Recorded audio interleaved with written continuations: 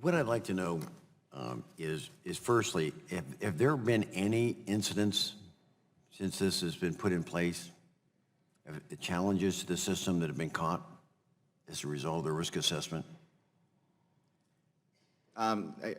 Terrorist attacks? Yeah, terrorist attacks, yeah. No. I mean, I firmly believe that CFAT's program has effectively hardened those 3,300 high-risk facilities as targets. So, no, we have not seen a Okay. terrorist attack. Secondly, we have 21 high-risk facilities in West Virginia.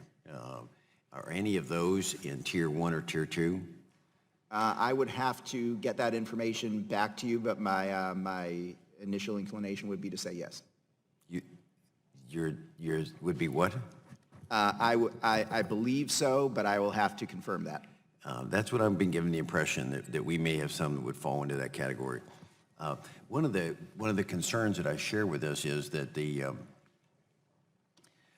this area in northern West Virginia particularly is embarking on quite a petrochemical complex of buildings and industries that's going to be popping up as a result of the shale gas and the location of the cracker facility in Minocqua, Pennsylvania, and possibly one in Ohio. So we're seeing there's going to be quite an influx of businesses that are going to be in the chemical business in northern West Virginia.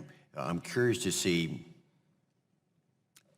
the advantage of making a change at this point and how this works. If it's been successful to date, that's what I'm trying to understand, the value. What do you think is behind having this, other than extending? I'd like to see it extended, but making changes to the program. What can you share with us the value in making the changes? You know, I do think that CFATS provides a very solid framework now. It is a flexible framework, so we are able to stay ahead of the continually evolving threat curve. Do very much appreciate the work that has been done in the Committee on Homeland Security. You know, we see that bill as a very important first step toward long-term reauthorization, but that remains our key goal is ensuring that long-term reauthorization. So you have, and I think I picked up enough from your testimony and some of the responses some of the others have said that they're sharing this data, does that put it more at risk by putting this information out? Sharing sensitive... Because we all know that any of us that have said it on enough briefings, we know people are hacking into our systems, they're paying attention to what we're talking about. If we start identifying and sharing information back and forth, that means that information is going to be exposed to the bad actors around the world. So to help me out a little bit understanding the value of why we want to make that change. Yeah, so I think we would not like to see much of any change on the information sharing front. We want to retain the flexibility to have that balance, to be able to share information with those who have a need to know, who are charged with protecting our communities, but to ensure that we keep that sensitive information, and that's the reason we have within CFATS a chemical terrorism vulnerability information protection regime, to keep that sensitive information away from the eyes of our adversaries. But you don't have a problem necessarily with the whistleblower aspect of it, strengthening the whistleblower concept?